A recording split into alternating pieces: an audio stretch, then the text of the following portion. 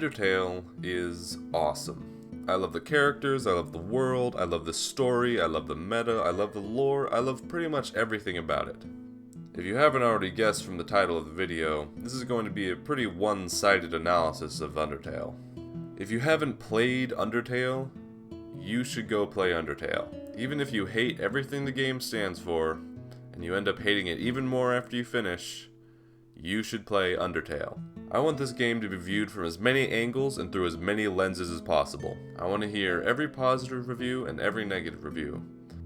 I want everyone's opinion and everyone's perspective, because love it or hate it, Undertale deserves to be analyzed.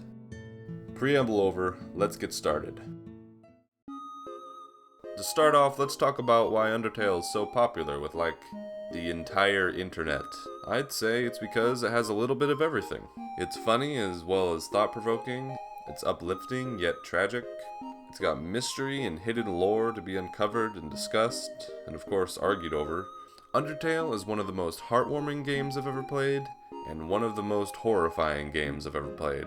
And thanks to the game's excellent writing, all of these elements fit together. So let's talk about that.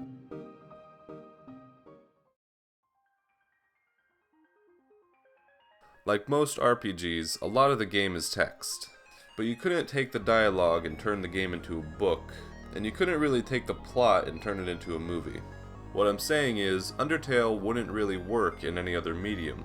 There would be something missing from its very core, and it just wouldn't be Undertale.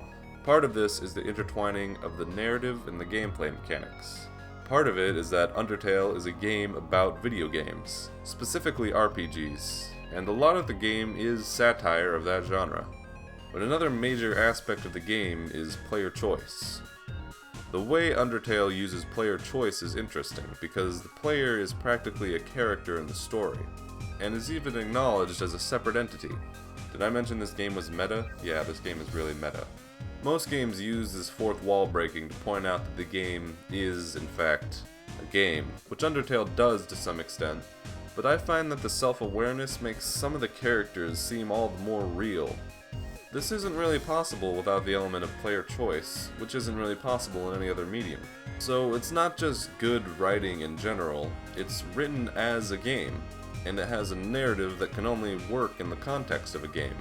Another good example of the game's writing is the characters, and it's pretty obvious that a lot of people love these characters. And for good reason. They're all simple on the surface, but are given more depth the closer you examine them.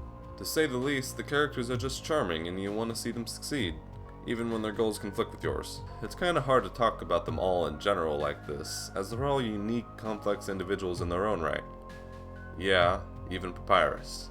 And because you get to decide who lives and who dies, connecting with the characters is a very important part of Undertale, because it's how you interact with these characters that changes the course of the narrative.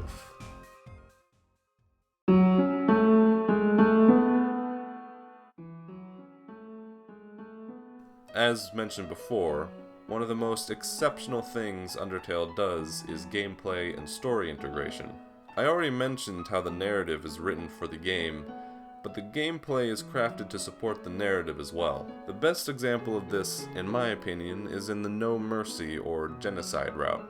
First, let's take a look at the way the route plays with the player's expectations, because the game changes in a lot of little ways you wouldn't expect. Now, on a normal playthrough of the game, you're given a lot of little choices that don't really matter that much. So when players go through the game the evil way, you expect to make all the evil choices, like just being mean to Papyrus, or letting Monster Kid fall off a bridge.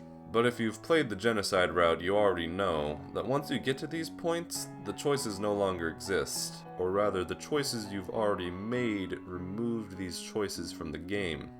And removing stuff from the game is a major theme of the Genocide route. You kill monsters until they don't appear anymore. You kill off all the characters, one by one. You don't have to solve any of the puzzles anymore. The towns are completely empty. Even the music is replaced by this.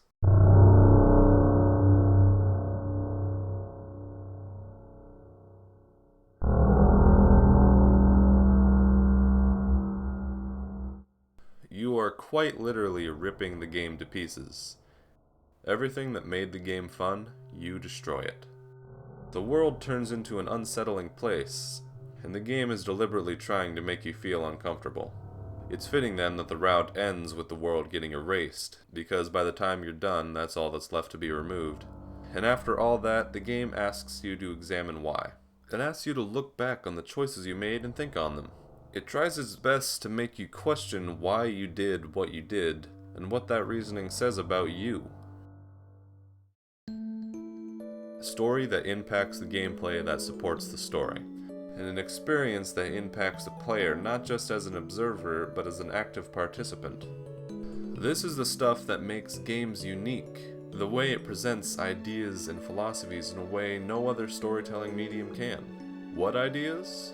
Well, did you pick up on the use of the word free and its dual meaning? How about the recontextualizing of the word determination?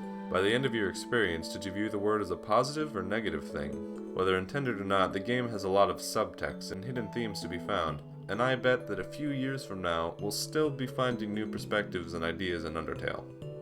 And that, in my opinion, is why Undertale is genius. I love the characters, I love the story, I love the lore, I love that it's a game that tells a story only a game can tell, and how it explores concepts in ways only a game can. Now obviously I can't sit here and say that Undertale is objectively good, because as with all art, Undertale is a subjective experience.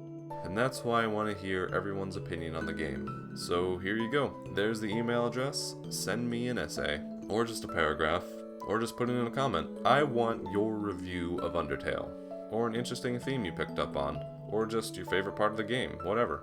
I'm probably going to make more videos on Undertale about the individual characters and certain parts of the game, and of course I'm eventually going to have to do a video about Undertale's flaws, so anything you can send me will aid the writing process. Also, if you watch this entire video, then you probably like Undertale, and you've probably already heard of these cover albums, but I'll shout them out anyway. Great stuff there. And if you're especially interested in the lore of Undertale, then check out No Chocolate on Tumblr. And hey, thanks for watching.